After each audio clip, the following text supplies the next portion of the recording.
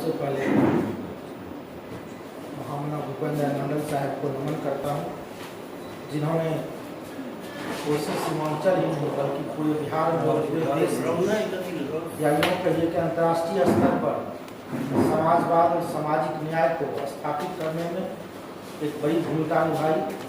इसलिए हम उनको व्यक्तिगत अपनी ओर से भी और पूरे विश्वविद्यालय परिवार की ओर से पहले नमन करते हैं।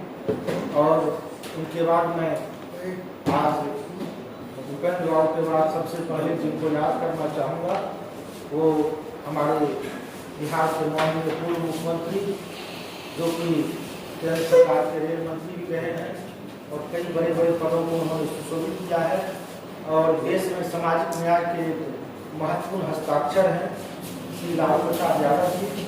उनके प्रति अपनी ओर से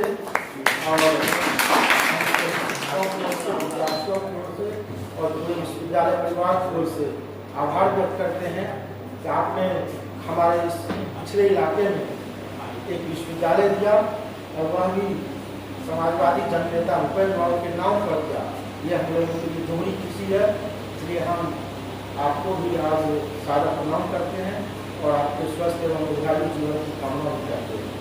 और जिन लोगों ने भी हमारे पूरे कोसी क्षेत्र में शिक्षा के अलग जगह में भूमिका निभाई है, श्री नंदन बाबू हो, कीर्ति बाबू हो, जितने भी लोग बहुत लोगों का नाम हम लोग जानते भी नहीं हैं, हम लोग को उसका अध्ययन करने की जरूरत है। जिन्होंने भी थोड़ा सा प्रयास किया कि हमारे इस इलाके में शिक्षा की रोशनी हो, उन सबों को हम माननीय कुलपति जी की तरफ से और आप सबों की तरफ से पहले नमन करते हैं।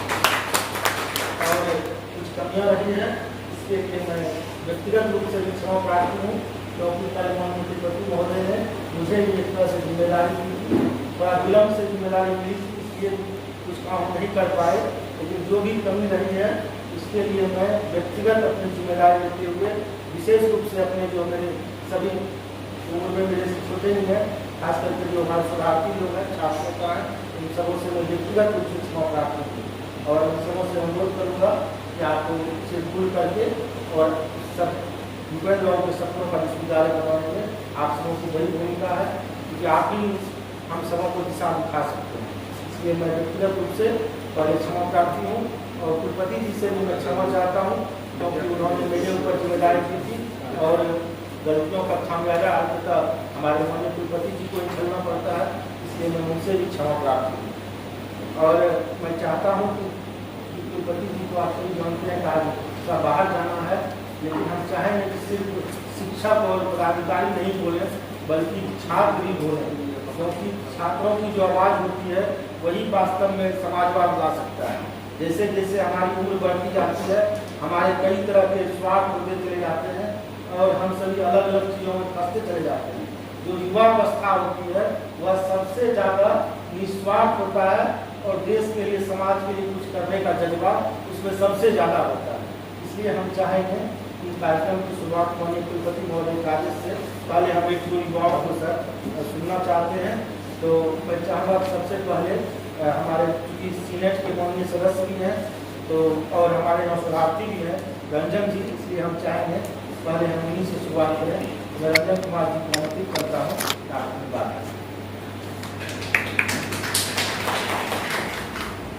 सबसे पहले तो आज भूपेंद्र नारायण मंडल जी की पुण्यतिथि पर मैं उन्हें सत नमन करता हूँ और उन्हें सच्ची श्रद्धांजलि सुमन अर्पित करता हूँ। आज के पुण्यतिथि कार्यक्रम में हम सबों के बीच उपस्थित बीएन मंडल विश्वविद्यालय के माननीय कुलपति doctor RKP Raman sir, BN Mandal विश्वविद्यालय के कुलसचिव मिहिर सर, डेवलपमेंट ऑफिसर गलर अद्री सर, शंभू अंकल, सुधांशु भैया, सिद्धेश्वर सहित यहाँ पर उपस्थित सभी गुरुजन एवं छात्र छात्राएं। जैसा कि हम सभी जानते हैं कि देश में जो समाजवाद की बात होती है तो सबसे उसमें भूपेंद्र बाबू की चर्चा ना हो ऐसा हो नहीं सकता। समाजवाद में जैसे राम मनोहर लोहिया थे, राम मनोहर लोहिया के साथ भूपेंद्र बाबू का बहुत बड़ा योगदान रहा समाजवाद, खासकर समाजवाद विचारधारा को आगे बढ़ाने के। और मधेपुरा में से निकलकर पूरे देश स्तर पर समाजवाद को स्थापित करने का काम भूपेंद्र बाबू के द्वारा किया गया। जैसा कि मैंने कुछ किताबों में पढ़ा था कि एक कीड़ा मुसहर जो कि निम्न तबका के मतलब निम्न समुदाय से मतलब आते थे, वो अनपढ़ थे, उनको भी संसद के तक पहुंचाने का काम भूपेंद्र बाबू ने किया। तो मैं आज उनके पुण्यतिथि पर उन्हें सत नमन करता हूँ। बहुत बहुत धन्यवाद। मैं आमंत्रित करना चाहता हूँ माधव जी का काउंसिल मेंबर भी हैं और हम लोगों का यह सौभाग्य है तो भूपेंद्र बाबू पर रिसर्च भी कर रहे हैं, इसलिए माधव जी से भी अनुरोध है वो अपनी बात करें। इस सभा में उपस्थित माननीय बीएड मंडल विश्वविद्यालय के कुलपति महोदय एवं कुलसचिव doctor Mihir sir, development officer doctor Varun Atri sir एवं सभा में उपस्थित तमाम शिक्षक, कर्मचारी, छात्र एवं छात्र बंधु, और सबसे पहले मैं जिन महापुरुषों ने बीएड मंडल विश्वविद्यालय का स्थापना किया है, मैं भूपेंद्र बाबू के प्रति अपना हृदय और स्वभाव से नमन करता हूं। और ये गरीब, दलित, शोषित, वंचितों के इलाके में हमारे माननीय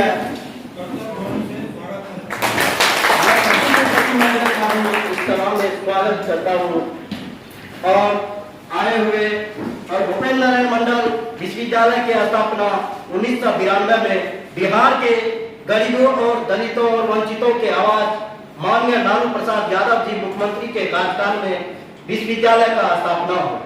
ये विश्वविद्यालय गौरव की बात है कि कोसी जैसे इलाके में स्थापित हुआ और यहाँ शिक्षित होने का तमाम गरीब दलित को शिक्षा मिल रहा है।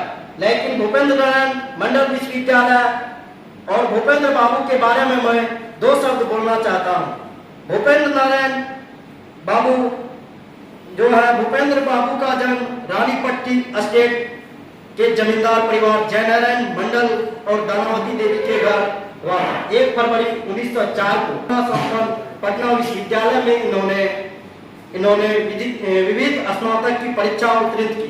इसका विवाह 26 जनवरी में 1926 में राधा देवी के साथ हुआ और महात्मा गांधी के आह्वान पर 1921 में सृजन इंस्टीट्यूट विश्वविद्यालय बहिष्कार आंदोलन किया और 1940 में मधेपुरा के छात्रों द्वारा चलाया गया छुआछूत मिटाओ आंदोलन में भूपेंद्र बाबू ने अपना अहम भूमिका निभाई और पहली झलक उन्होंने 1941 में अंग्रेज सरकार के तत्कालीन एसडीओ, जिस समय मधेपुरा अनुमंडल हुआ करता था, उस समय राजश्री प्रसाद सिंह के साथ हुई तीखी झड़प से मिली और 13 अगस्त 1942 को भूपेंद्र स्थित ट्रेजरी बिल्डिंग को सील करके और हम चाहते थे कि और छात्रों को मौका मिले, लेकिन माधव जी ने विस्तार से सारी बातें रख दी है, इसलिए हम चाहें कि हमारे बीच हमारे समाज से आपने मदद के और सामाजिक न्याय और लोकतंत्र के लिए हमेशा लड़ते रहते हैं हरिराम भगत जी, हम उनसे भी अनुरोध करेंगे कि आप सर अपनी बात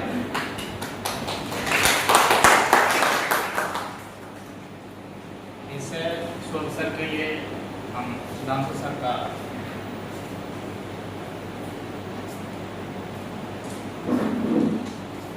आभार प्रकट करते हैं। कार्यक्रम के माननीय हमारे कुलपति महोदय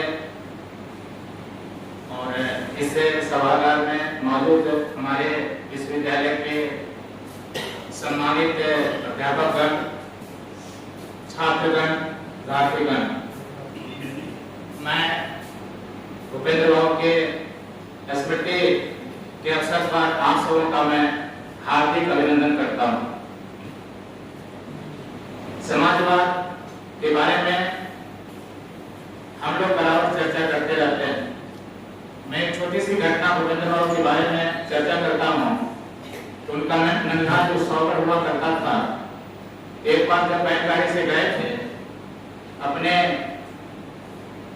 बैलगाड़ी को चलाते थे उनके साथ, तो हमारे समाज में इस तरह का बात था कि जो खाने पीने का प्रबंध था रहने का, वो अलग अलग किस्म से हुआ करता था।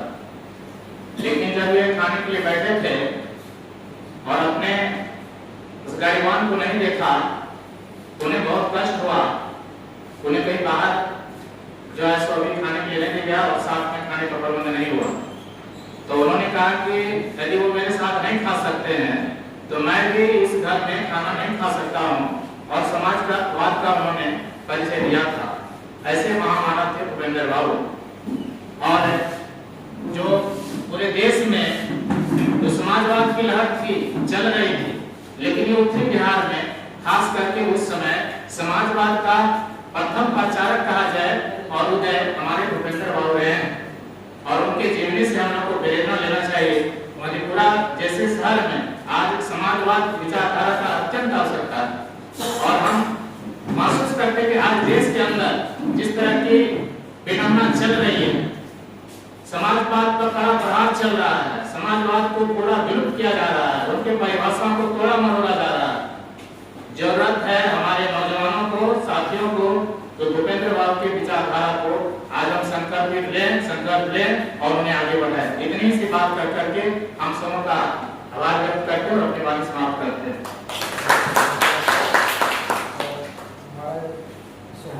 हमारे इस कार्यक्रम में आए, हम आपका विश्वविद्यालय परिवार की तरफ से स्वागत भी करते हैं, आपको धन्यवाद देते हैं।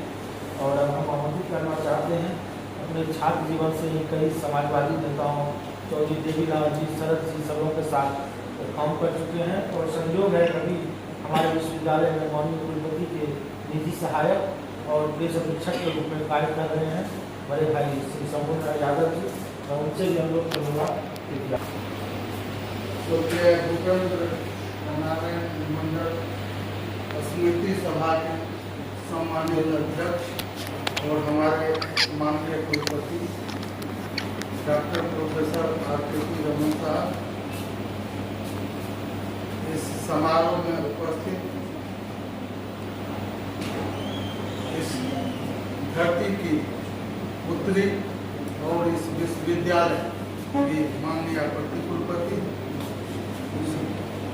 डॉक्टर प्रोफेसर आभा मैडम, सचिव महोदय, यहाँ उपस्थित प्रतिष्ठित शिक्षक एवं पदाधिकारीगण, हमारे बीच इसमें शिरकत कर रहे इस विश्वविद्यालय के अधीक्षक के माननीय सदस्य रंजन जी, हमारे रिसर्च स्कॉलर और बहुत ही संस्कारी उचित बात के लिए ढंग से माननीय कुलपति महोदय और विश्वविद्यालय के पदाधिकारियों को सही सुझाव समय पर देते रहने वाले छात्र नेतागण और यहाँ उपस्थित जो भी इंग्लिश के छात्रा हैं, मैं काफ़ी धन्यवाद देता हूँ। ऐसे अवसर पर सब हम लोग उनके सपनों को साकार करने की, उनके सिद्धांतों को, वसूलों को अंगीकार करने की, स्वीकार करने की बात करते हैं। महान समाजवादी नेता, हमें तो लगता है डॉक्टर राम मनोहर लोहिया, भूपेंद्र बाबू और कर्पूरी जी के बाद सिर्फ हम तीनों के नाम को बेच रहे हैं समाजवाद के नाम पर। कहीं उसके विचार को न अंगीकार करते हैं, न स्वीकार करते हैं, न आत्मसात करते हैं। ये विचित्र स्थिति इन तीन में से दो लाल इसी बिहार के थे। इस बिहार की स्थिति दर्दनाक स्थिति नहीं हो सकती। सिर्फ इनके नाम को भंजा हम लोग राज सत्ता पाते रहे, लेकिन उनके वसूल को पीछे छोड़ सभा करके, मेहनत करके, पोस्टर साथ के, उनके नाम का माला जप के वोट ले लेते हैं, लेकिन उनके अनुयायियों का क्या हाल हो रहा है बिहार, इसका कोई सुधी तक नहीं है। जरूरत इस बात की है तो हम लोग जिस दायरे में अभी सिमटे हुए हैं, यानी विश्वविद्यालय के दायरे में, और उसमें भी विश्वविद्यालय के पदाधिकारी, कर्मचारी, छात्र, शिक्षक के रूप में दोनों की एक सीमा, हम अपने सीमा में ही यदि भूपेंद्र बाबू के अनुरूप कुछ कर सके, ये हम लोगों को बहुत बड़ी उपलब्धि होगी। अभी मैं देख रहा, मैं सिर्फ इसी कुलपति महोदय के सर्वे से नहीं देख रहा, हमारे माननीय कुलपति महोदय 25वें कुलपति, इससे पहले 24 को भी मैं देखा, उनके साथ भी काम किया, लेकिन किसी भी माननीय कुलपति महोदय को कुछ बताने जो राजनेता आते हैं यहाँ के, वो कुछ करते हैं, उस बेचत को जरूरी है। हमारा बच्चा, हमारा छात्र, हमारा शिक्षक फिर भी कुछ न कुछ जरूर चाहते हैं जो हम चले। भूपेंद्र बाबू के नाम पर यदि अब विश्वविद्यालय है तो उनके अनुरूप कुछ चलने का कोशिश करें, लेकिन बाहरी तत्व भी इसमें इंटरफेयर करके उसको चाहता है प्रभावित करने। अभी हमारे छात्र नेता माधव जी और बहुत छात्र नेता रंजन जी, ये लोग सब थे और कुछ चले गए, उनकी पीड़ा इस महान विभूति के नाम पर, यदि वो नाम मधेपुरा में नहीं होता, उनका कर्मस्थल यहाँ नहीं होता, तो विश्वविद्यालय की स्थापना यहाँ नहीं होती। और माननीय कुलपति महोदय दिन रात आप लोग लगे हैं जो कैसे, लेकिन हम लोग मार वही खाते हैं, कहने में हमको हिचक नहीं है यदि कुकर्म को हम उजागर नहीं करते। हम मानते हैं जो आप सत्कर्म कर रहे हैं, आप चाहते हैं भूपेंद्र बाबू के इस धरोहर को हम आगे बढ़ावे, लेकिन पहले जो कुकर्म हुआ है, आज जो ये बच्चा जो कुछ दिखाया माननीय कुलपति महोदय, और आपने जो ये परिस्थिति क्यों हुआ, मैं आपको वही आगाह करा दिया। दो चार तो ऐसा दंडित हो जो भूपेंद्र बाबू के इस परिसर में दुस्साहस नहीं कर पाए, कोई कुछ नहीं करता है। हम चोर हैं, यदि हम सर्टिफाई उसके बिल को करते हैं तो हम ये सही हुआ। क्या कर सकता है कुलपति महोदय, क्या कर सकते हैं कुलसचिव महोदय, कुलसचिव कुछ कर भी सकते हैं, लेकिन एक कुलपति, माननीय कुलपति महोदय के पास दस्तखत करने का भी फुर्सत नहीं। फाइल पर सही से नोटिस पढ़ के हम दस्तखत करें, आदेश करें, या मैं ये नहीं जो ये कुलपति महोदय का, कोई भी कुलपति महोदय के लिए संबंध, समुच्चय यूनिवर्सिटी का सारी संचिका कुलपति महोदय के पास, प्रति कुलपति महोदय जितने नीचे के अफसर होते हैं उसको उतना ज्यादा तहकीकात करना चाहिए। मैंने अभी डेवलपमेंट अफसर को कहा तो कैसे उसका बिल पास हो, क्या बिल पास कुलपति महोदय करते हैं, या FOFA करते हैं, या रजिस्टर करते हैं, प्रति कुलपति महोदय करते हैं, नहीं करते। उसके लिए है इंजीनियरिंग सेल, उसके ऊपर है डेवलपमेंट अफसर, स्टेट अफसर। जब ये लोग ओके कर देते हैं तब वित्त विभाग में जो घटना होता है निश्चित रूप से डेवलपमेंट चार्ट ये धरती माँ निश्चित रूप से सबको रिटायर करेंगे। जो सत्कर्म करके जाएंगे उसको यह समाज कहीं भी देखेगा, आदर से उसका सत्कार करेगा, उसके साथ व्यवहार करेगा। लेकिन जो दुष्कर्म करेगा उसको भटने के बाद भी लोग आएंगे।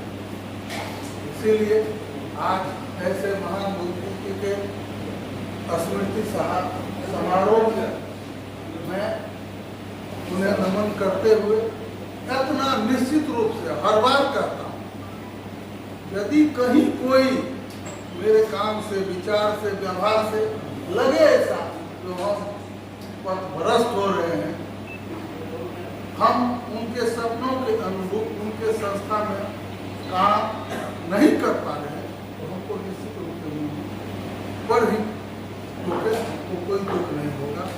यथासंभव मैं हर कुलपति महोदय के पास सही बात करता हूँ और माननीय कुलपति जब से पीछे के क्या हुआ उसको छोड़ के आगे बढ़ना चाहते हैं, लेकिन कभी काल ऐसा सीन आ जाता है कि छात्र नेताओं ने कहा 1 सप्ताह 10 दिन के अंदर में अपने से खड़ा होते इस स्थिति में CCTV कैमरा हमको भेजे, उसके अतिप्रकोप में गार्ड था बहुत अच्छा, उसको बुलाया।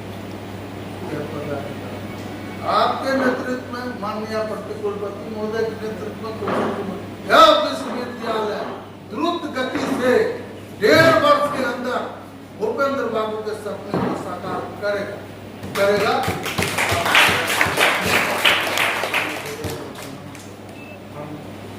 आभार व्यक्त करते हैं संस्थाओं के प्रति और हम और शिक्षकों को भी सुनेंगे, लेकिन माननीय कुलपति महोदय की इच्छा है कुछ छात्र छात्राओं को और मौका दिया जाए, इसलिए हम मधु जी को आमंत्रित करते हैं अपनी बात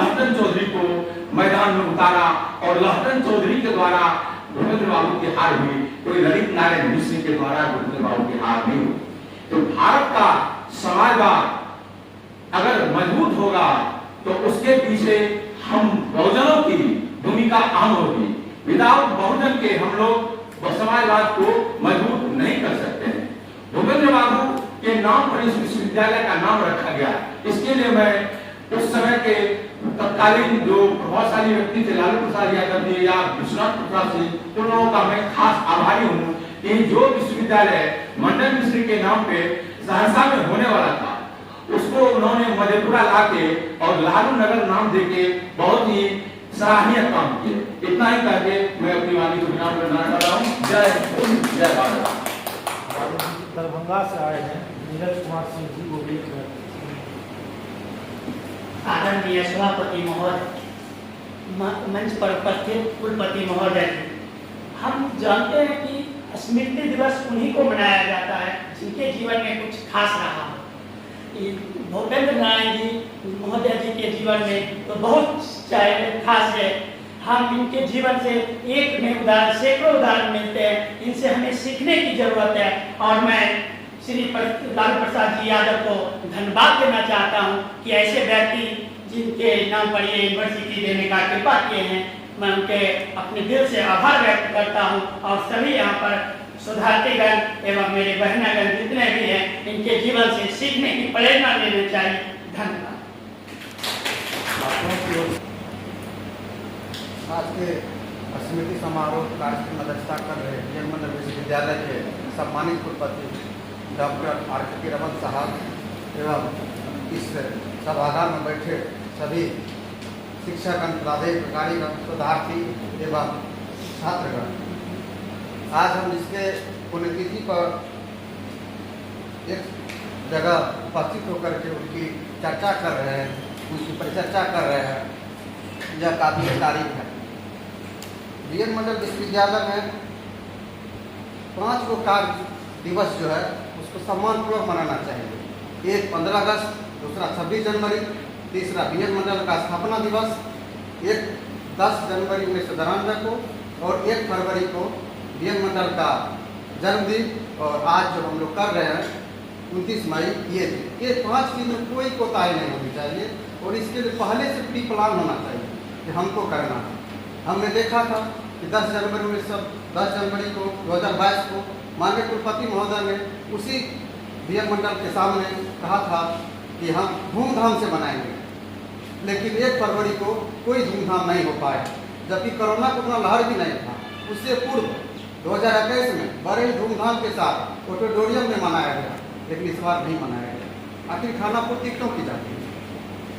उस महापुरुष के नाम पर भी खानापूर्ति हो जिसके नाम पे विश्वविद्यालय बना, और यहाँ के सभी कर्मचारी, प्रोफेसर जो भी विश्वविद्यालय से जुड़े हैं, उनके परिवार तक का 5 उंगली मुँह में जाता है और उनके स्मृति दिवस और जन्मदिन को हम खानापूर्ति करके मनाते हैं। ये करना चाहते हैं पीजी सेंटर सहरसा में हिंदी विभाग के associate professor doctor Siddheshwar Kashyap sir को। माननीय कुलपति जी,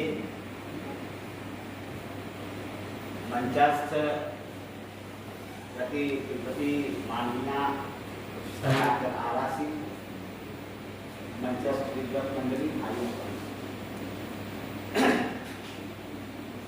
कोशी में मधेपुरा सामाजिक, सांस्कृतिक, शैक्षिक विभूतियों की भूमि के रूप में सुधार, और यह हमारे लिए गर्व का विषय है कि जिस महान विभूति के नाम पर इस विश्वविद्यालय की स्थापना हुई है, वह न केवल राजनीतिक और शैक्षिक पहचान रखते हैं, बल्कि सामाजिक न्याय की धरती पर सौहार्द, समन्वय और सद्भाव के प्रतिमान के रूप में जाने जाते हैं। मुझे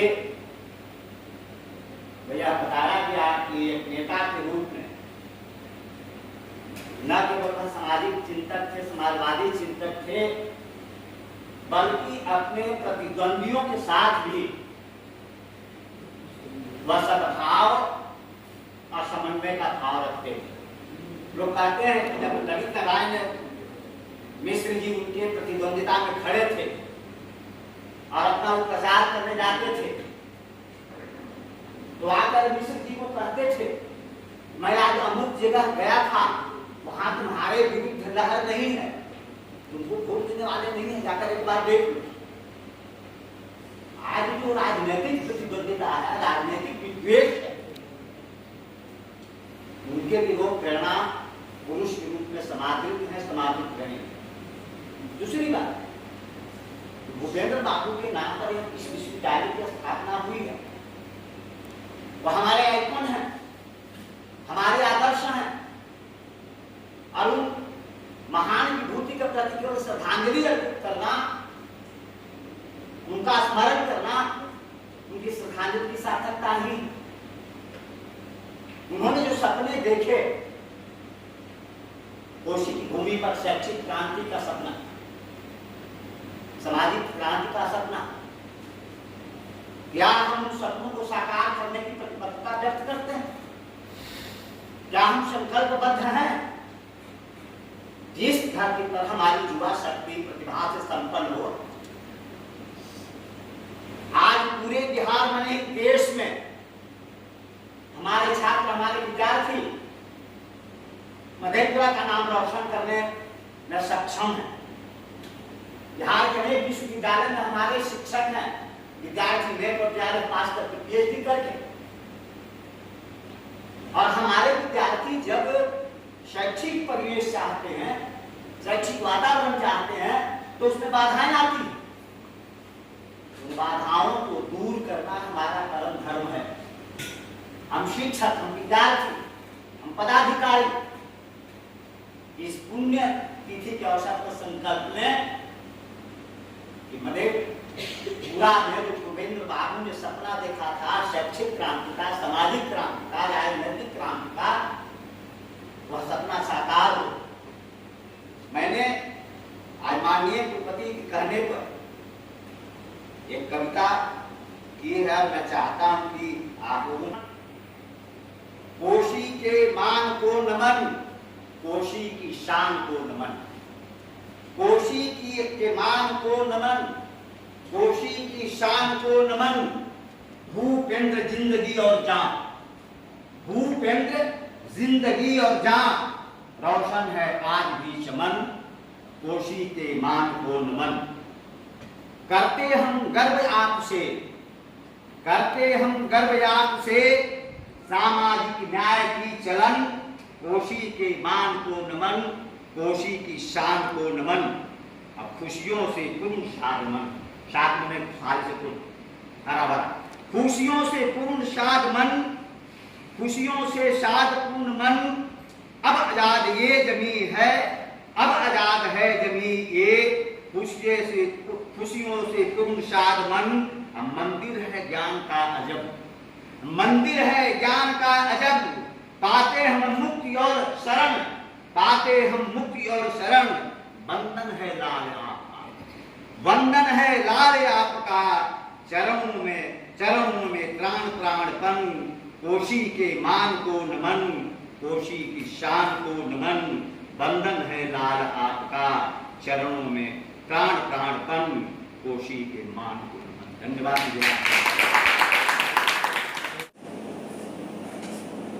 लाइब्रेरी की सभा कक्ष में स्मृति समारोह की अध्यक्षता करते हुए हमारे माननीय कुलपति महोदय, माननीय प्रतिकुलपति महोदया, कुलसचिव और उपस्थित सभी पदाधिकारी, शिक्षकगण एवं मैनेजमेंट वर्कशॉप में भाग ले रहे, राष्ट्रीय स्तर के वर्कशॉप में भाग ले रहे सभी प्रतिभागीगण, मैं इस स्मृति समारोह में जब शाम को मुझे व्हाट्सएप में मैसेज मिला तो मैं बहुत शीघ्रता से जल्दी करते हुए समय पे पहुंची, और पहुंचने के साथ मुझे समय पे तो मैं पहुंची, लेकिन मुझे बहुत आघात लगा।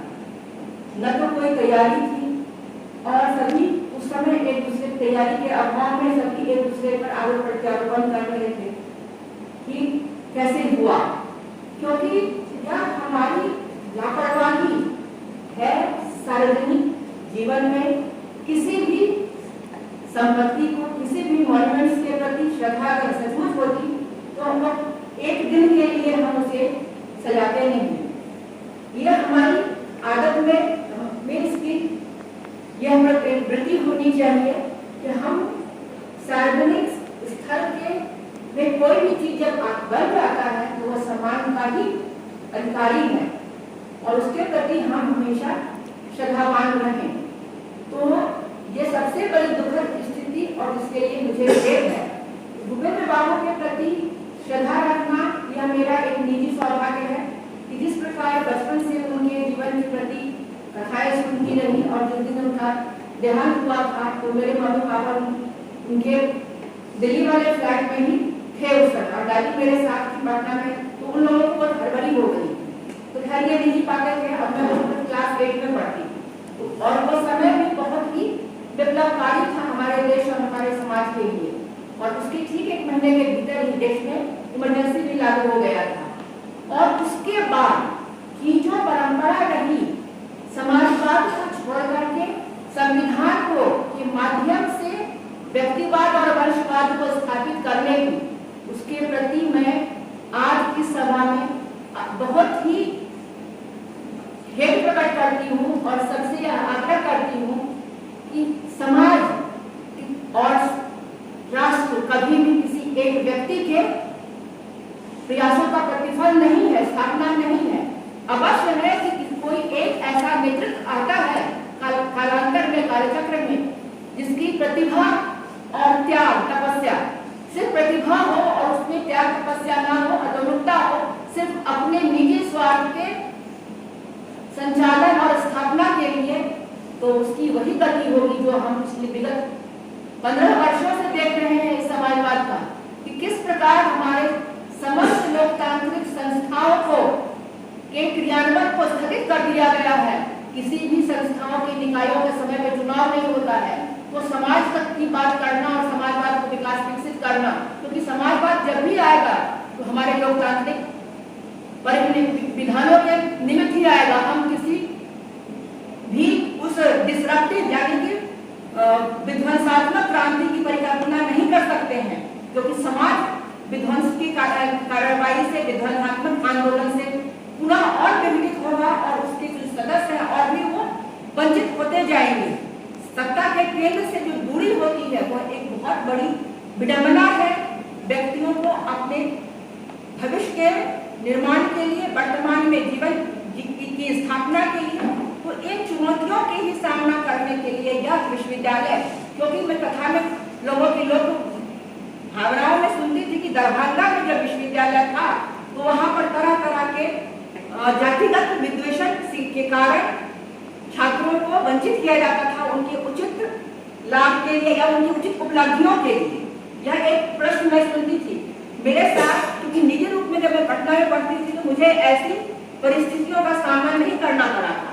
तो किस प्रकार के भेदभाव होते हैं उससे मैं वाकिफ नहीं थी, लेकिन विगत 26 वर्षों से जब मैंने यहाँ पाया तो मुझे दोनों तरफ से एक हमारे साथ जब हम शोध के शोधार्थी होंगे तो किसी भी तथ्य का, किसी भी कथन का 2 पक्ष 3 पक्ष डिफरेंट डायमेंशन आयाम हो जाते हैं। तो हमारे विश्वविद्यालय और हमारे समाज में जो विसंगतियां हैं उसमें सबसे बड़ी बात है कि हम अपनी भूमिका और अपनी भूलों को स्वीकार नहीं करते हैं, सिर्फ दोषारोपण की प्रवृत्ति रहती है। तो आज हम इस सदन से बस यही कहना चाहेंगे कि किसी भी निर्माण के लिए सिर्फ एक व्यक्ति या एक धारणा नहीं है। समाजवाद में भी आज हम यहाँ बैठे हैं, तकनीकी की बड़ी भूमिका है और एक मजबूत केंद्र शासन की भी। तो वह कैसे संपन्न होता है, तो संविधान हमारा सब कुछ को अधिसूचित किए हुए है, तो उसके तहत हम कैसे करें। और एक छोटी सी भेंट हम इस सदन को देना चाहेंगे, जो मैंने अपने प्रयास से, जो मुझे विगत में जानकारी थी कि किस प्रकार आजकल हमारे सार्वजनिक जीवन में इतिहास के पलट लिखने और छुपाने वाली कथाएं बहुत प्रचलित हैं कि इतिहास के पुरातत्व के लेख से या मंदिर को तोड़ के या हालांकि इस विधि में मैं सहमत नहीं हूँ, क्योंकि इतिहास में जो घटनाएं घटी हैं वह उस काल में सही था।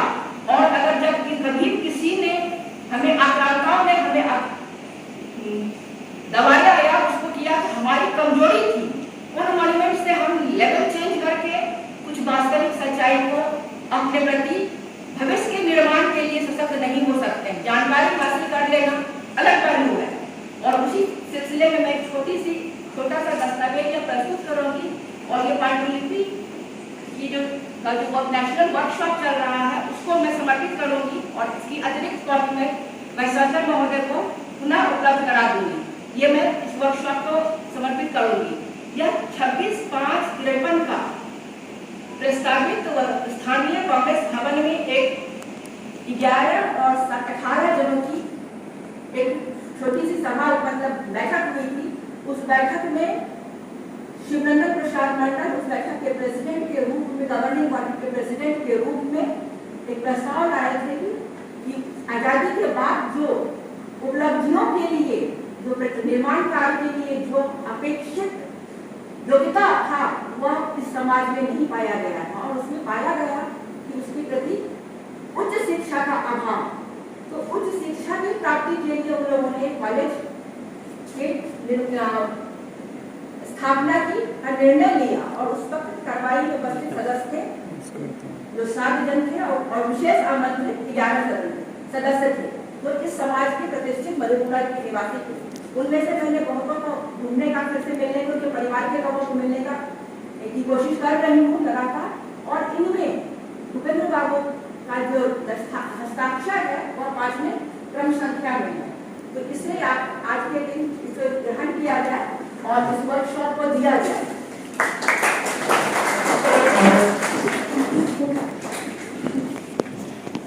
बहुत अच्छा का लिखा हुआ है। मैं मैडम से अनुरोध करूँगा कि इसकी दूसरी प्रति शीशा लगा के हमको दें कि हम उसे ऑफिस में लगा के रखेंगे तो सब दिन दर्शन होगा, सबों को दर्शन होगा। इसके साथ आपको बहुत धन्यवाद। आप लिया जाए अशोक बाबू, इसे लाइब्रेरी में रखें और बच्चों के लिए भी बता करें।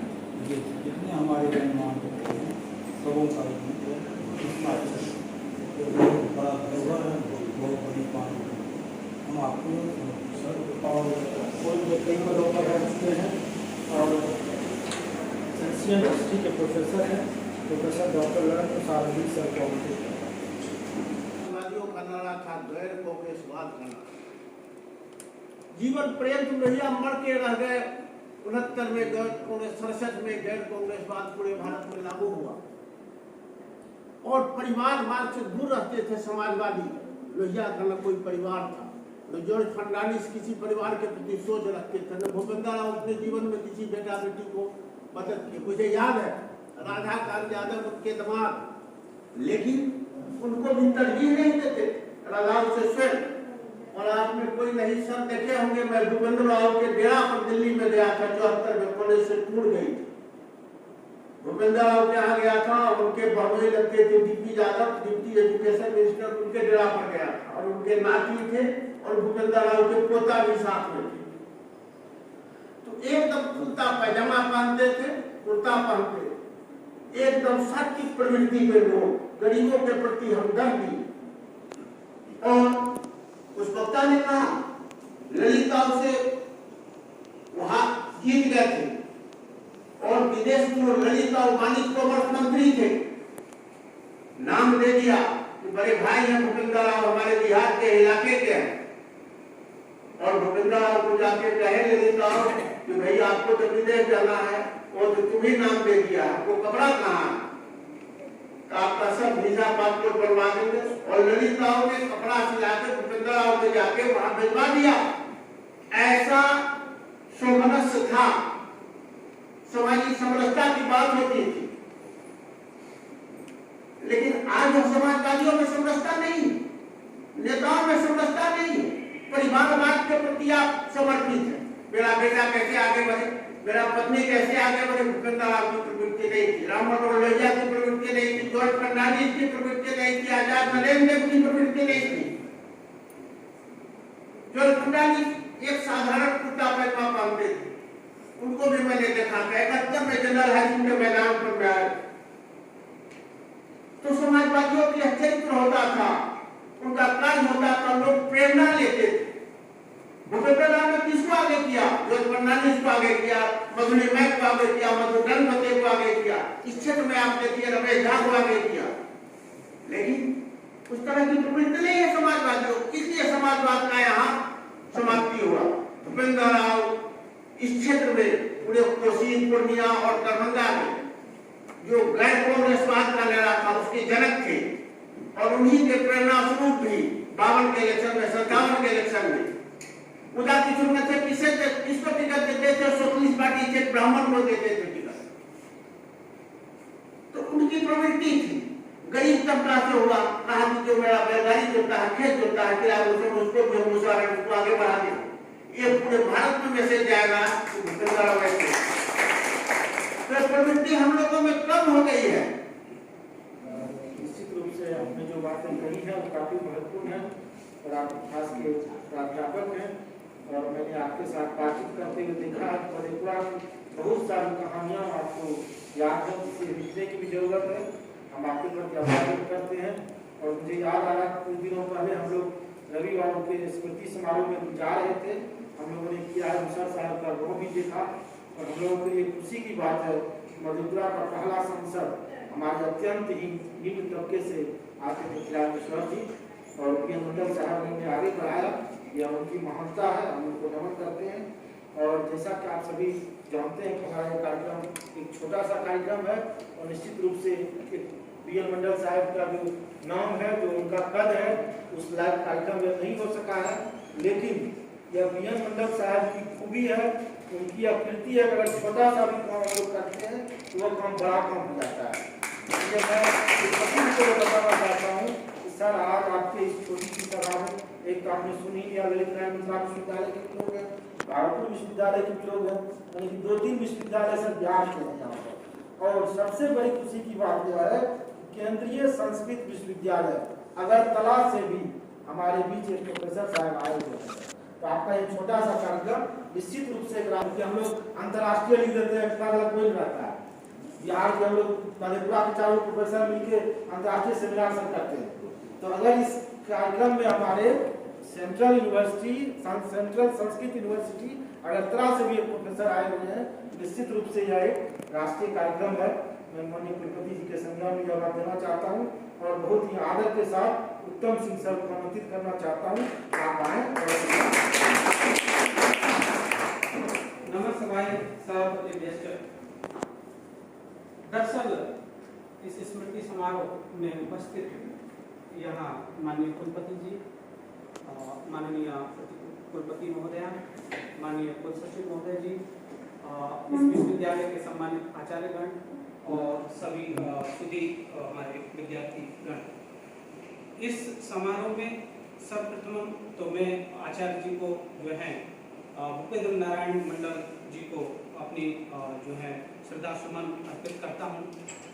अवश्य ही वो पुण्य आत्मा थे, इसमें कोई दो राय नहीं है। और क्योंकि उनकी विचार जो है बहुत बड़े विचार थे, जैसा मैंने यहाँ सुना है, और इतना बड़ा विश्वविद्यालय उनके नाम पर यहाँ जो है खुला है, विद्यार्थी इससे लाभान्वित हो रहे हैं और ज्ञान का जो है यहाँ आदान प्रदान हो रहा है। तो ये पुण्य आत्माओं जो होती है वो उन्हीं के जो है खाते में जाता है। अवश्य ही वो पुण्य आत्मा थे। ये भूमि भी जो है पुण्य भूमि है, इस भूमि पर ये विश्वविद्यालय खुला है।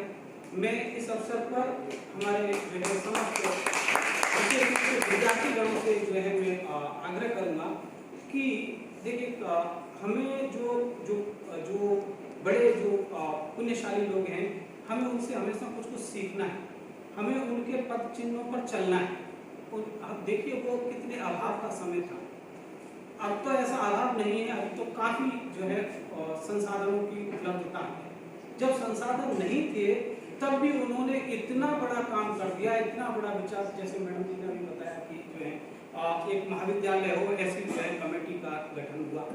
तो वो उनके विचार थे कि भविष्य में जो बच्चे आए होंगे वो जो है उनको अच्छी शिक्षा मिलेगी तो वो समाज में जो है अपने क्षेत्र का भी नाम रोशन करेंगे और महाविद्यालय क्या विश्वविद्यालय की स्थापना होगी, क्योंकि उन्होंने जो है एक सच्चे मन से ये सोचा था।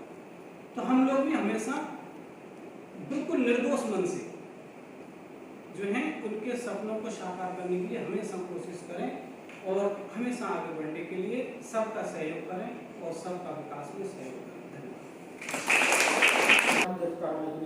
डायलॉग एक फिल्म में भी अगर सच्चे दिल से चाहो तो पूरी कायनात मदद करती है। तो निश्चित रूप से आपकी बात सही है और अब मैं आमंत्रित करना चाहता हूँ अर्थशास्त्र के प्रोफेसर और विश्वविद्यालय के कुल सचिव प्रोफेसर मिहिर कुमार ठाकुर सर को आह्वान और अपनी बात करें।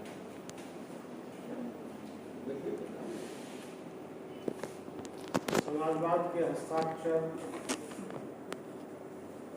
ठीक है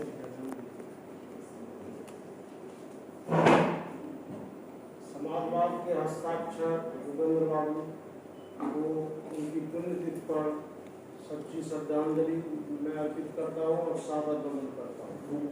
माननीय कुलपति महोदय इस सभा की अध्यक्षता कर रहे हैं, उनका मैं सादर अभिनंदन करता हूँ। माननीय कुलपति महोदया, ये प्रज्ञा मैडम, शंभू जी, ललन बाबू, सुधांशु बाबू, सिद्धेश्वर बाबू, रंजन, माधव, सभी का इस सभा में आने के लिए मैं आभार व्यक्त करता हूँ। एक वक्ता बोल रहे थे कि जो कुछ ललित बाबू और ये वाला ये सब इशू जो अच्छी समाजवादी है उसके लिए नहीं है। हमारे क्षेत्र में पता नहीं आप लोग जानते होंगे, सूरज नारायण सिंह थे, बहुत बड़े समाजवादी थे। और हमारे खुद के चाचा श्री दिगंबर ठाकुर बहुत बड़े समाजवादी थे, जो कि कितने बचपन से हम लोग कुछ इस तरह से हम लोग बोलते थे, बचपन में गांव भर के परिवेश में थे तो उसी तरह का दिमाग में बातें आती थी। तो हर एक बात पर एक बार हुआ, एक मुस्लिम कोई थे वो वहाँ पर बैठे हुए थे, हम लोग कुछ अभद्र टाइप का कुछ बोले उनको, तो हमको बुला के बोलते हैं, हम 5वां छठा में पढ़ते होंगे, तो बुला के बोलते हैं कि जो तुम उससे बात करेगा, उसका क्वालिफिकेशन तुमको पता है, तुमने कुछ बोल दिया, दोबारा ये नहीं होनी चाहिए।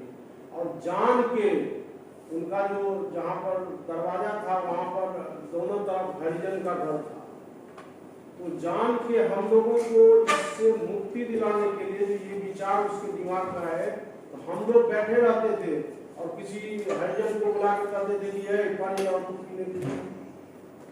तो समाजवाद एक फिलॉसफी है, वो किसी जाति धर्म में नहीं बांधा जा सकता है। लालू प्रसाद यादव जी, माननीय लालू प्रसाद यादव जी को आभार व्यक्त करता हूँ मैं अभी, जिन्होंने भूपेंद्र बाबू जैसे मनीषी के नाम पर इस क्षेत्र में विश्वविद्यालय की स्थापना की। अब हम लोग बार बार ये बात करते हैं कि पिछड़ा क्षेत्र है, हम लोग पिछड़े लोग हैं। अरे उसी के लिए तो विश्वविद्यालय खुला है, तो इससे आगे बढ़िए। हमेशा अधोगति करिएगा तो अधोगति कैसे प्राप्त होगी, इस पर ध्यान देना है। और सभी के द्वारा जो समय कुछ एक्स्ट्रा लिया गया उसको मैनेज करते हुए मैं अपनी वाणी को विराम करता हूँ। बहुत बहुत धन्यवाद सर।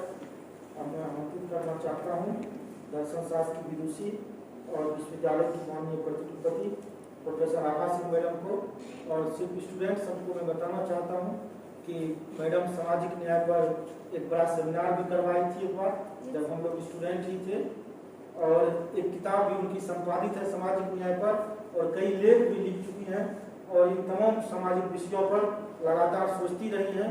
देश में ही नहीं बल्कि विदेशों में भी जाकर इन्होंने सामाजिक इशू पर और जो भी समसामयिक मुद्दे हैं इन तमाम विषयों पर हमेशा विचार व्यक्त करते जाती है। हमारा सौभाग्य आज वो हमारे बीच उपस्थित हैं। मैं आदर के साथ माननीय प्रतिकुलपति महोदया को आमंत्रित करता हूँ। प्रोफेसर आभा सिंह मैडम।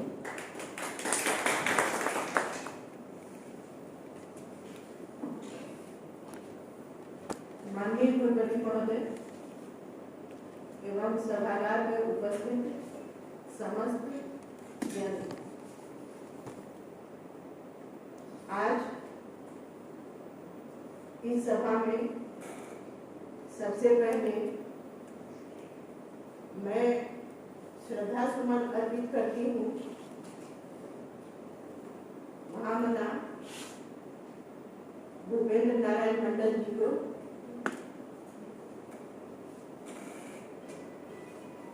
मुझे इस बात के लिए खेद भी व्यक्त करना है कि आज की सभा में मैं लेट आई, लेकिन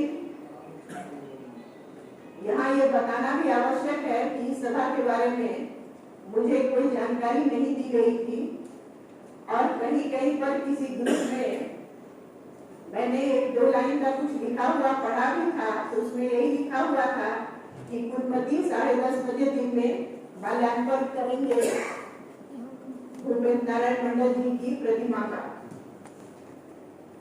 तो इसलिए आज की इस सभा में देर से आने के लिए मेरी गलती नहीं होते हुए भी मैं आपसे क्षमा प्रार्थना करती हूँ। इस विश्वविद्यालय में यह मेरा दूसरा साल है और इस कारण से दूसरी बार इस सभा में शामिल होने का मुझे मौका मिला है। पिछली बार भी मैंने सुझाव दिया था कि इस तरह से इतनी बड़ी पर्सनैलिटी की बर्थ एनिवर्सरी जब हम मनाते हैं तो ऐसा स्टीरियोटाइप कार्यक्रम नहीं होना चाहिए। स्टीरियोटाइप कहने का मतलब है, देखिए इतिहास बहुत इंपॉर्टेंट होता है, लेकिन इसका ये मतलब नहीं होता है कि हम मात्र इतिहास की कहानियों को ही दोहराते रहें। ये जरूर है कि अपने मानस पटल पर इतिहास में जो कुछ भी अच्छी बातें हमने पाई हैं उनको अंकित करें, तो निश्चित तौर पर से हमारी पर्सनैलिटी पर उसका पॉजिटिव असर पड़ेगा। लेकिन अब मान लीजिए कि हमारे स्वतंत्रता का हमारा 75 साल हो गया और आज जो स्वतंत्रता का अमृत वर्ष मना रहे हैं उसमें हम लोग यही गणना करते रहे कि किस प्रकार से स्वतंत्रता हासिल हुई, तो ये कहीं भी किसी दृष्टि से रैशनल लगेगा क्या? अब तो समय है कि आज की स्थिति में हम विचार करें, कहाँ है हम, क्या किया हमने 30 साल पहले जब इस विश्वविद्यालय की स्थापना हुई, उसके बाद आज तक हमने क्या अचीव किया, क्या हमारी कमियां हैं। मैंने पिछले बार भी प्रपोज किया था कि इस प्रकार के कार्यक्रम में, चूंकि ये इतनी बड़ी पर्सनैलिटी थे जिनकी छाप देश से लेकर के विदेश पर पड़ी थी, तो हम लोगों को ऐसे भी छात्रों में क्रिएटिविटी डेवलप करना चाहिए, तो उनके नाम पर निबंध लेखन हो या स्टोरी राइटिंग हो या इस प्रकार की गतिविधियां होती पूरे विश्वविद्यालय के विभिन्न महाविद्यालयों में। और आज के दिन जो भी बेस्ट लेखन होता उसको हम लोग आज सुनते, उस पर विचार विमर्श करते, उस विद्यार्थी को पुरस्कृत करते, तो क्या ये भूपेंद्र बाबू को श्रद्धांजलि नहीं होती? श्रद्धांजलि में कुछ कमी होती?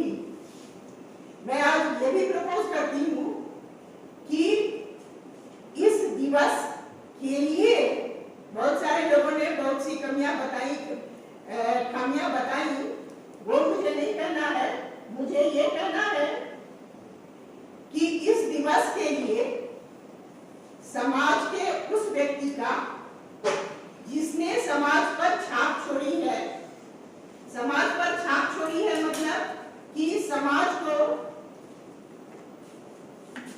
पॉजिटिव डायरेक्शन में ले जाने की दिशा में जिस किसी ने सार्थक प्रयास किया है, ऐसी पर्सनैलिटी को हम लोग आमंत्रित करें मान सम्मान के साथ अपने विश्वविद्यालय में, और बड़े पैमाने पर छात्रों को, शिक्षकों को एकत्र करके उनके साथ इंटरेक्शन करवाएं, तो उससे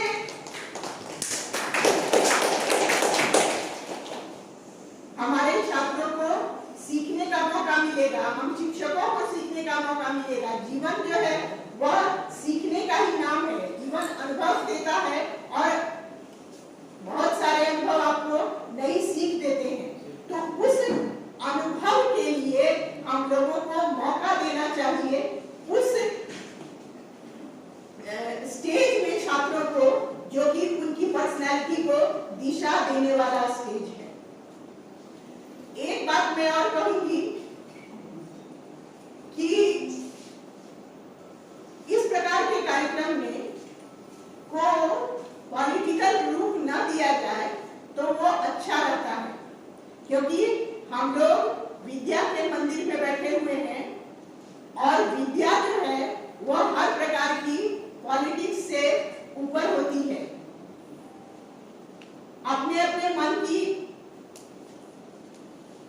बातें लोगों ने कही। मैं कठोर शब्द बोलने वाली थी, लेकिन अच्छा हुआ मुझे बुद्धि आ गई, मैंने वो शब्द नहीं बोला। तो अपनी अपनी बातें रखते हुए बहुत सारे वक्ताओं ने कहा कि भूपेंद्र बाबू समाजवादी थे और आज समाज हमारा जो है वो समाजवादी नहीं है। तो बंधुओं, मैं आपको ये बताना चाहती हूँ कि भारतीय राष्ट्र जो है, इंडियन स्टेट, वह क्या है? वह वेलफेयर स्टेट है। यदि कॉन्स्टिट्यूशन का ABC भी जो व्यक्ति जानता है वो जानता है कि कॉन्स्टिट्यूशन कोई भेद नहीं करता है मानव मात्र में, और ये जात और धर्म की भावना जो है वह हम और आप ही उसको बनाते रहते हैं। और शिक्षित होने का मतलब है, सही मायने में जो शिक्षित होता है वह जात और धर्म की भावना से परे होता है, उससे ऊपर होता है। यहाँ पर मैं एक बात और आपको बताती हूँ कि हमारी जो भारतीय संस्कृति रही है उसमें हमेशा से ही एक होलिज्म की बात रही है। होलिज्म कहने का मतलब है कि समष्टिवाद की बात रही है, व्यष्टि की बात नहीं रही है। लेकिन जब चरित्र निर्माण की बात होती है तो वहां पर व्यक्ति की बात होती है। हर व्यक्ति को अपने ऊपर अधिकार होता है। अधिकार होता है का मतलब है कि दूसरों को तो हम नहीं बदल सकते हैं ना, लेकिन हम अपनी पर्सनैलिटी को जो दिशा चाहे वो दिशा दे सकते हैं। और मात्र वही हमारा अधिकार है कि अपने आप को हम सही राह पर ले चलें। और यदि अपने आप को हर व्यक्ति my station and it's duties, जो व्यक्ति जिस स्थान पर है उसके अनुरूप अपने कर्तव्यों का संवहन करे, तो क्या समाज में किसी प्रकार की कमी रहेगी, कोई खामी रहेगी?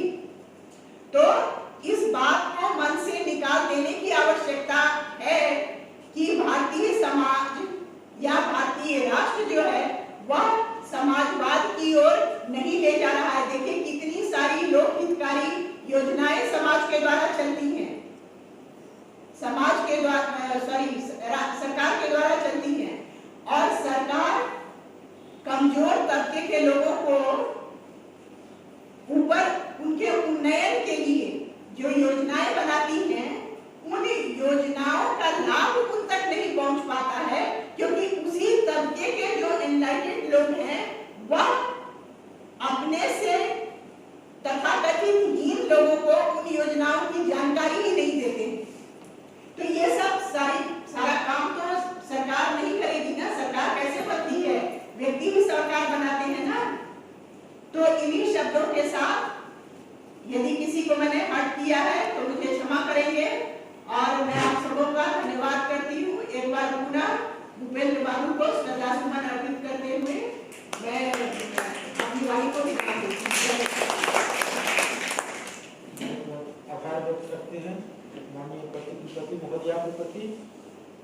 अंतिम समय में सूचना देने के बावजूद आप हमारे बीच आई, यह भूपेंद्र मंडल जी के प्रति आपकी श्रद्धा को दर्शाता है, और विश्वविद्यालय के प्रति जो आपकी प्रतिबद्धता है उसका भी द्योतक है। हम आपकी इस प्रतिबद्धता को नमन करते हैं और आपके प्रति आभार व्यक्त करते हैं, और क्षमा प्रार्थी भी हैं जो कमियां रही हैं उसके लिए। और मैं सदन को ये बताना चाहता हूँ कि माननीय कुलपति महोदय ने आदेश दिया है हम लोगों को कि एक सेमिनार भूपेंद्र मंडल जीवन और दर्शन इस विषय पर हो, और वह सेमिनार प्रस्तावित है।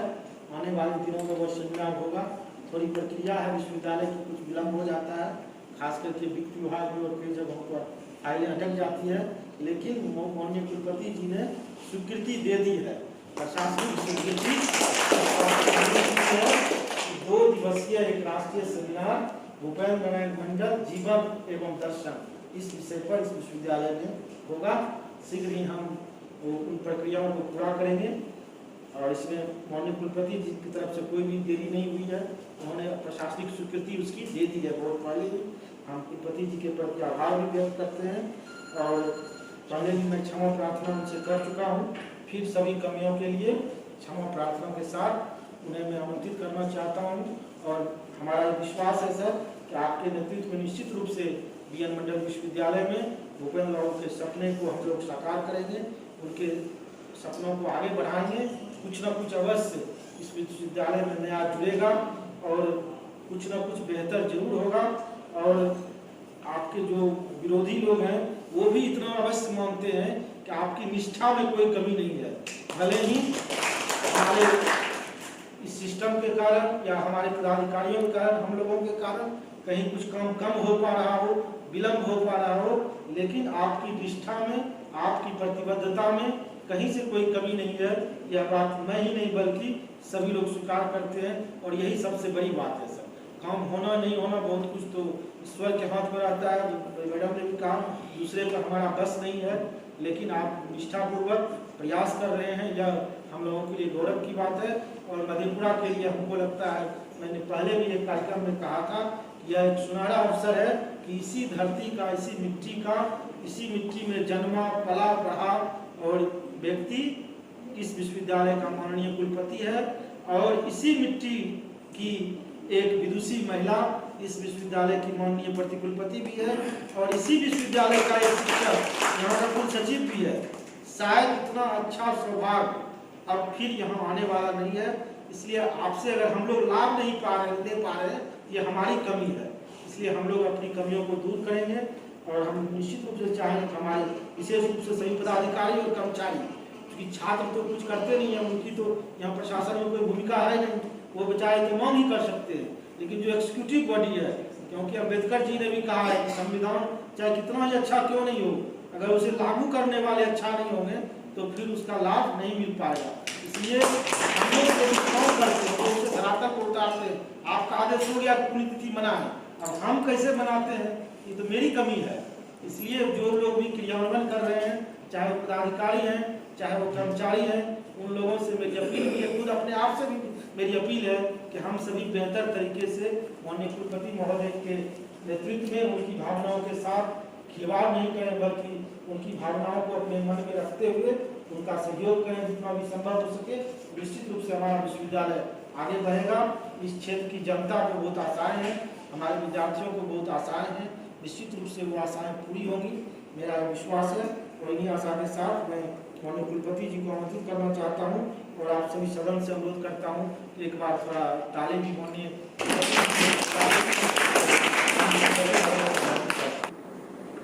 अब भूपेंद्र बाबू के बारे में मैं आप आऊं कि भूपेंद्र बाबू जो एक रानीपट्टी छोटा सा गांव है मधेपुरा जिला का, वहां से जन्म लेकर वहां पर पढ़ करके मधेपुरा में रह करके और यहाँ से बैलगाड़ी की यात्रा के साथ हवाई जहाज की यात्रा के द्वारा मधेपुरा से दिल्ली तक की यात्रा की, वे हमारे लिए अनुकरणीय है।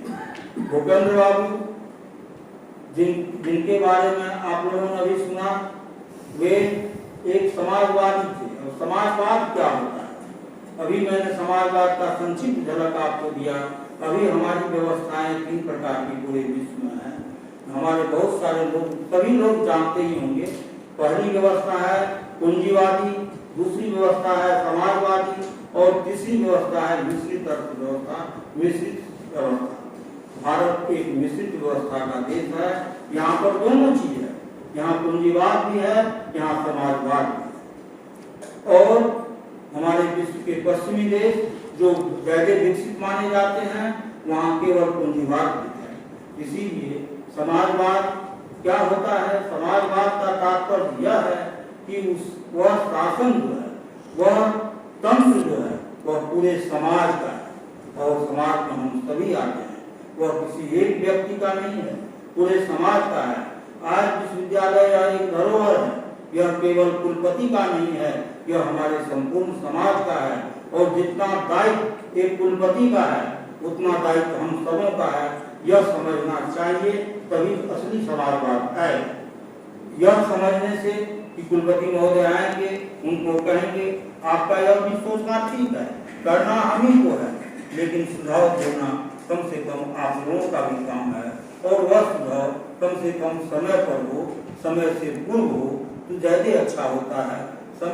समय पर तो फिर तब तो हमको समझाना ही पड़ जाता है, तब तो फिर कार्यक्रम थोड़ा सा किरकिरा भी हो जाता है। आज जो काम हम लोगों ने किया, मैं गोपनीय ढंग से ही करता हूँ। यही काम क्या हमारे छात्रगण, हमारे पदाधिकारीगण, हमारे सहकर्मीगण पहले से करके नहीं रख सकते थे। यदि वह किया हुआ जाता और उसके बाद उस कमी को हमको उजागर किया जाता तो यह काम हम लोग तो करते ही। आज भी हम कह दिए हैं कि 7 दिन के अंदर वह काम हमारा होगा, नहीं होगा तो जो उससे संबद्ध कर्मचारी है वे सस्पेंड होंगे और यहाँ से डिस्चार्ज होंगे। इसीलिए अभी आप लोगों ने सुना वक्ताओं से, जहाँ निष्ठा पवित्र है तो वहाँ सफलता भी नहीं जाती है देर सवेर। यदि बहुत सारी कठिनाइयाँ हैं लेकिन निष्ठा में कहीं कोई कमी नहीं है। और हर हमेशा हम चाहते हैं कि इस विश्वविद्यालय का कल्याण हो। यह विश्वविद्यालय हमारा है, हमारे परिवार का है, हमारे पुरखों का है, हमारे घर का है, आपका है, आपके परिवार का है, इस समाज का है। और आप और हम समाज कल अवकाश ग्रहण करने के बाद भी एक साथ ही रहेंगे, एक साथ ही बैठेंगे। इसीलिए इसकी उन्नति करना हम सबों के कंधे पर है। और विशेषकर हम लोगों का कंधा तो थोड़ा बुरा हो गया है, आप लोगों के कंधा पर है कि आप लोग भी नौजवान हैं, आप लोगों को भी यह सोचना है कि हमारी यह संपत्ति कैसे सुरक्षित रहेगी, कैसे यह बचेगी। जहाँ कमियां आवे आप हमको सहर्ष कहें, मैं उसे दूर करने का प्रयास करूंगा। मैं 2 दिन का समय लेता हूँ तो 2 दिन नहीं, उसमें हो सकता है 3 दिन लग जाए, क्योंकि अभी बहुत सारी तकनीकी होती है, तकनीकी ढंग से काम होता है और उसमें समय होता है। मैं आप लोगों को बताना चाहता हूँ, हम लोग मान लिया जाए जिस विषय के छात्र आज चाहते हैं कि हम रिकॉर्डों करें प्रजातंत्र के बारे में, प्रजातंत्र के सभी विशेषताएं और जितना समाज के सभी अंगों का वर्णन, जो हम जिस विषय के हैं एक दिन में रट लें। हो सकता है उस दिन याद नहीं भी होता है, उस दिन हम लोग समझ नहीं भी पाते हैं, दूसरे दिन हमको समझना पड़ता है, जबकि वह समय उसी दिन के लिए है, लेकिन समय उसको थोड़ा बहुत लग जाता है। इस सबको धैर्य के साथ हम लोगों को समझना होगा, क्योंकि बस मानना केवल इस बात को है कि यह हमारी संपत्ति है, हमारे पूर्वजों की संपत्ति है, हमारे परिवार की संपत्ति है। यदि यह भावना मेरे मन में आ जाए तो हमारे विचार से कहीं कोई कठिनाई नहीं है, कहीं कोई दिक्कत नहीं है। तो आज मैं इस स्मृति दिवस के अवसर पर मैं सर्वप्रथम आदरणीय भूपेंद्र बाबू, जिनके नाम पर यह विश्वविद्यालय है, उनके चरणों में सत नमन करता हूँ, सत उनका वंदन करता हूँ। इसके अलावा जिन्होंने भूपेंद्र बाबू के नाम पर इस विश्वविद्यालय का नामकरण किया, मैं उन्हें भी नमन करता हूँ, उन्हें भी मैं हृदय से उनके प्रति आभार व्यक्त करता हूँ। इसके साथ हमारे जितने पूर्वज, चाहे वे शिवनंदन बाबू हों, कमलेश्वरी बाबू हों और हमारे जितने आदरणीय हों, मैं सभी पूर्वजों को आज इस अवसर पर नमन करता हूँ। भूपेंद्र बाबू के बारे में जहाँ तक कहना, इनका जीवन बिल्कुल समाजवादी, ये राजनीतिक व्यक्तित्व होते हुए भी एक समाजवादी चिंतक थे और एक आध्यात्मिक व्यक्ति थे, एक संत थे। ये इन्हें हम लोग सामाजिक संत के नाम से नहीं जानते। जैसा कि हमारे पूर्व के वक्ता ने कहा कि उस समय में बैलगाड़ी से वे आते जाते थे और जहाँ पर अपने ननिहाल में बैलगाड़ी वाले को, गाड़ीवान को दरवाजा पर खाना दिया, इनको भीतर में खाना दिया, तो वे खाना नहीं खाए। कहने का मतलब यह उन्होंने कहा कि गाड़ीवान जब आते हैं तो वे हमारे आगे बैठते हैं। आज क्या हो गया, खाना में हमसे पीछे बैठे, हम लोग साथ साथ बैठेंगे, वो हमारे आगे बैठते हैं तो हमारा हमसे आगे पिछावन लगना चाहिए, उनका आगे हम उनका आसन होना चाहिए खाने का, नो के पीछे। यह समाजवाद। इतना ही नहीं, जब वे विधानसभा में थे, विधानसभा के सदस्य थे, तो एक बार मधेपुरा के ही बहुत सारे गणमान्य लोग वहाँ गए और उन्होंने उन लोगों को कहा कि बैठिए आपको चाय पिलवाता। उसी में से एक व्यक्ति बहुत कर्मठ थे, उन्होंने कहा चाय को पी लिए। उसके बाद उन्होंने चाय कहाँ से लिए थे? उन्होंने कहा कि सर यहाँ सबसे अच्छी दुकान जो है उससे मैं चाय लाया था। कि कहाँ पर? तो उनका जहाँ आवास था, पटना में तो सब जगह ही है चाय का दुकान, उसी के बगल में था एक बहुत बढ़िया कॉफ़ी सेंटर, वहाँ से लाए थे। बोले कि वो चाय तो मैं पी तो लिया, क्योंकि आप हृदय से लाए थे, सद्भावना के साथ लाए थे, लेकिन वह चाय मैं नहीं पीता हूँ, मैं चाय पीता हूँ। तो उन्होंने जिज्ञासा बस पूछा कहाँ से आप चाय पीते हैं? बोले वहाँ जो एक झुग्गी झोपड़ी है टूटी हुई, वो बोले कि वही झोपड़ी जहाँ पर टाट नहीं है, जो चाय लाने गया था वो तो देखा था। कहा कि वही झोपड़ी जहाँ पर टट्टी उट्टी नहीं है और बाहर में चाय बन रही है। बोले हाँ वही झोपड़ी। तो तब उनको आश्चर्य हुआ। सभी लोगों ने कहा आप वह चाय कैसे पीते हैं? कि सुनिए, वह बूढ़ी आदमी है, बूढ़ी व्यक्ति थी, बूढ़ी महिला थी, एक बच्चा था लड़का। तो बोले कि देखिए दोनों अनाथ हैं, यह बूढ़ी हैं और उनको एक बच्चा है। वह बच्चा अभी पढ़ने वाला है, वह पढ़ेगा कैसे? जब उनको पैसा मिलेगा तब पढ़ेगा। तो उस बूढ़ी का चाय यदि मैं पी लेता हूँ तो इस बहाने वहाँ पर 10 कप 15 कप चाय रोज बिक जाता है। सभी लोग सोचते हैं कि भूपेंद्र बाबू वहाँ का चाय पीते हैं, उस बहाने लोग वहाँ चाय पीने आते हैं। तो आज यह चाय तो मैं पी लिया, लेकिन इसके एवज में आपको यह फाइन हुआ कि आप जाइए पुनः वहाँ से चाय ले आए। फिर बेचारे को जाना पड़ा, वो तो जानते नहीं थे, दोबारा गए, उनके यहाँ से चाय लाए और वह चाय पिए। अब देखा जाए वहाँ पर बहुत अच्छी दुकान थी, वो समझ गए भूपेंद्र बाबू कि वे तो हम कुछ भी नहीं करेंगे, हम चाय उनका नहीं भी पिएंगे, उनको कोई प्रभाव नहीं पड़ेगा, लेकिन इस बूढ़ी का चाय यदि मैं नहीं पीऊँगा तो इनका चाय बिकना ही बंद हो जाएगा। तो देखिए समाजवादी उनके कण कण में था, उनके रोम रोम में था। वे मनसा वाचा कर्मणा सभी समाजवादी थे। वे तन से, मन से और धन से, तीनों से समाजवादी थे। समाजवादी में समानता होती है, वे समानता के पुजारी थे। और आज इस विश्वविद्यालय का नाम उनके नाम पर पड़ा, इसके लिए संपूर्ण मधेपुरावासी, बिहारवासी उनके ऋणी हैं। और इस विश्वविद्यालय के प्रथम कुलपति जो आदरणीय रविंद्र कुमार यादव रवि ने हुआ था, जिनके नाम पर भूपेंद्र बाबू के नाम पर जो विश्वविद्यालय है उनके प्रथम कुलपति हुए थे, वे भी आज हमारे बीच नहीं हैं। मैं आज उनको भी नमन करता हूं आप सबों की ओर से। और यह विश्वविद्यालय उत्तरोत्तर बढ़े, इसके लिए मैं हमेशा ईश्वर से प्रार्थना करता हूं। और हम में जितनी क्षमता है मैं यह चाहता हूं कि यह विश्वविद्यालय आगे बढ़े और एक भूपेंद्र बाबू के सपनों का विश्वविद्यालय हो। भूपेंद्र बाबू का सपना बस केवल एक ही था। वे एक जमींदार परिवार के थे, जमींदार परिवार में जन्म हुआ था, लेकिन जमींदारी उन पर कभी हावी नहीं हुई। वे गरीब के सबसे बड़े हितैषी थे। वे बाल कैसे कटाते थे?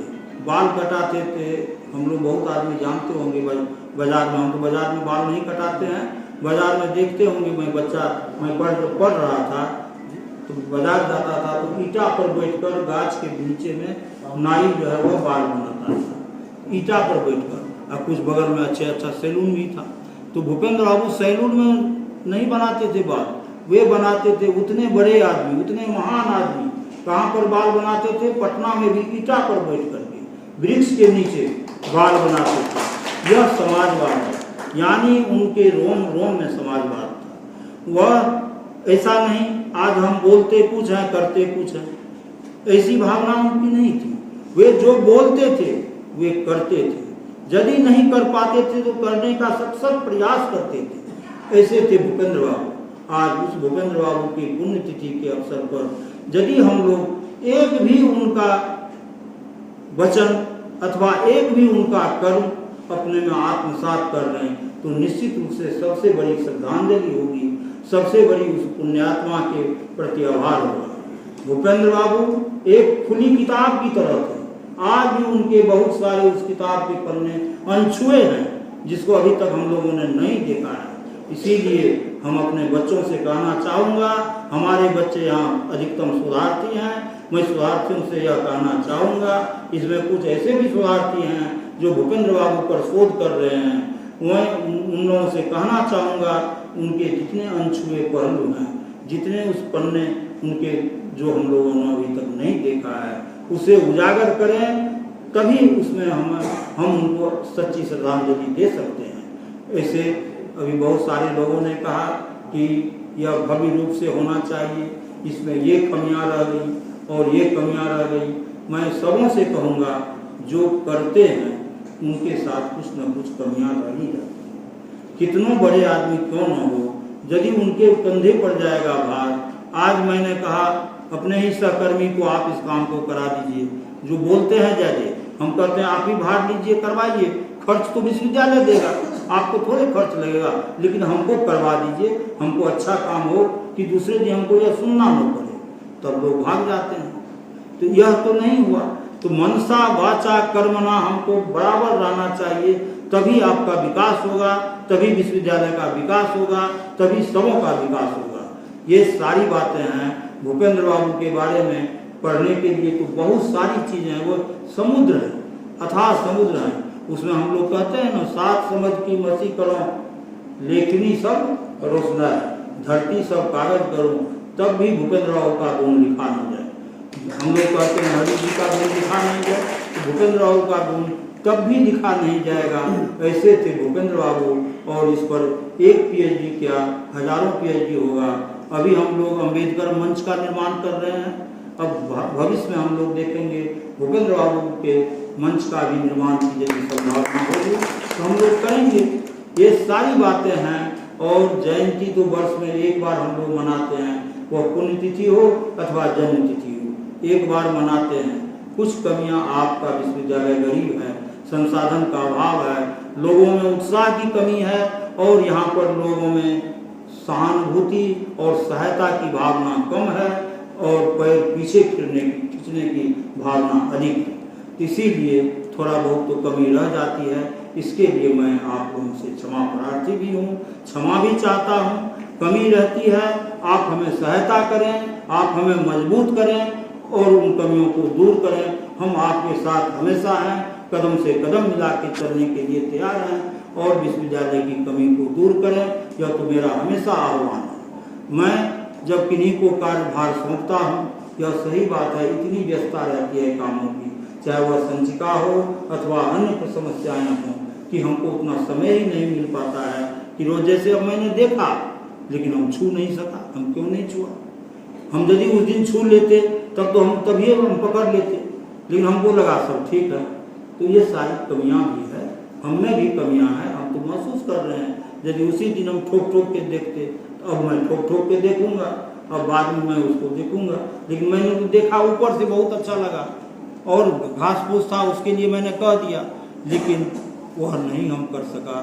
ठोक करके देखना चाहिए, हिला कर देखना चाहिए। और आज सुबह में आए जो स्थिति हुई, हमारे हृदय पर क्या बीता होगा वो ईश्वर ही साक्षी है।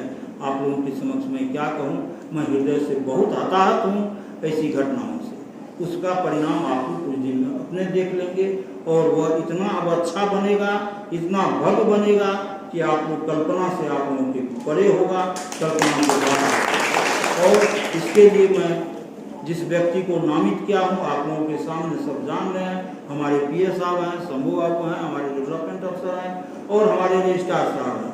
सब लोग मिल करके उसको देखेंगे। अब इन लोग तो जो देखेंगे, मैं स्वयं ही देखूंगा। इन लोगों के देखने पर अब हमको उतना भरोसा नहीं हो पाता है। भरोसा तो मैंने किया ही था, लेकिन भरोसा नहीं हो पाता है, मैं स्वयं देखूंगा। इसके साथ मैं अधिक समय आप लोगों का नहीं लूँगा, मुझे भी यात्रा करना है। फिर भी दो शब्द मैं लिख के लाया था भूपेंद्र बाबू के लिए और आप सबों के लिए, और हम अपने सभी लोगों के लिए, हम अपने सभी छात्रों के लिए। मैं थोड़ा सा दो शब्द और बोलूँगा, और आप लोगों का थोड़ा 1-2 मिनट का समय लूँगा, और इसके साथ हम लोग फिर अगला कार्यक्रम करेंगे। वे शब्द हैं, नफरतों को दिलों से मिटा दीजिए, नफरतों को दिलों से मिटा दीजिए। आज कितना नफरत था आप लोगों में, इसीलिए मैं कह रहा हूँ नफरतों को दिलों से मिटा दीजिए। धूप अंधेरा है, धूप अंधेरा है, दोनों चीज है, समा जला दीजिए। धूप अंधेरा है, समा जला दीजिए, इसमें मेरा नाम है, इसमें मेरा शान है। तीसरी बात है, अपने सिकवे गीले सब भुला दीजिए, प्रेम से एक बार मुस्कुरा दीजिए, प्रेम से एक बार। इन्हीं शब्दों के साथ आदरणीय भूपेंद्र बाबू की सच्ची श्रद्धांजलि में उनके चरणों में नमन करने के साथ मैं उनके लिए 2 शब्द लाया हूँ। आदरणीय भूपेंद्र बाबू आप कोसी के मान हैं, आदरणीय भूपेंद्र बाबू आप बिहार के शान हैं। भूपेंद्र बाबू की जिंदगी संपूर्ण जहां की रोशनी है, संपूर्ण जहां की रोशनी है। आज भी संपूर्ण चमन करता है गर्व आप पर, आज भी संपूर्ण चमन करता है भूपेंद्र बाबू आप पर गर्व। सामाजिक न्याय के आप सच्चे पुजारी हैं, सामाजिक न्याय के आप सच्चे पुजारी हैं। वंदन है आपका, अभिनंदन है आपका, रानीपट्टी मधेपुरा के लाल आपका, रानीपट्टी मधेपुरा के लाल आपका चरणों में सत नमन है, सत प्रणाम है आपका, चरणों में सत प्रणाम और सत नमन है आपका। आप हैं रानीपट्टी मधेपुरा के लाल और बिहार के शान और बान। इन्हीं शब्दों के साथ आप सभी का हृदय से धन्यवाद।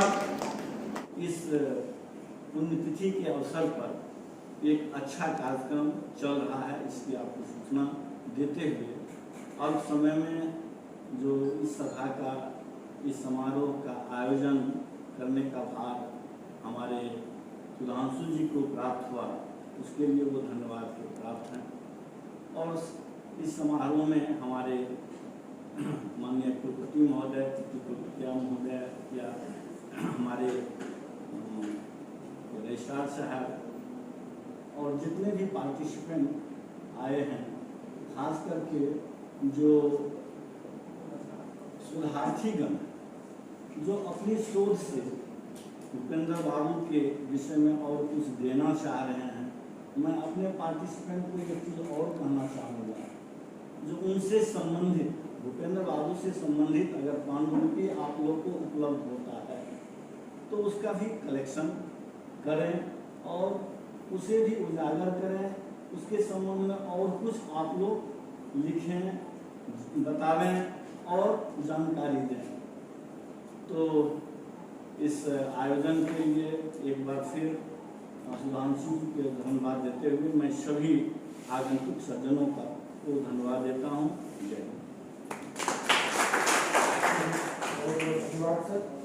मैंने आपसे आग्रह किया, आपने हमारे लिए जगह दिया और सारी व्यवस्थाएं की, आपके प्रति भी हम धन्यवाद व्यक्त करते हैं। और माननीय कुलपति जी के आदेश से अभी हम सबों ने अपने शब्दों से भूपेंद्र बाबू को श्रद्धांजलि दी, लेकिन कहा गया है कि शब्दों से भी अधिक मौन की भाषा होती है।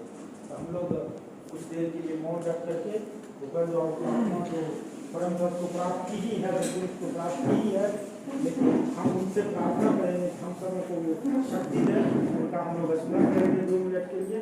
मैं माननीय कुलपति महोदया एवं समूह से अनुरोध करूँगा कृपया 2 मिनट के लिए आप खड़े हो जाए और कुलपति जी का आदेश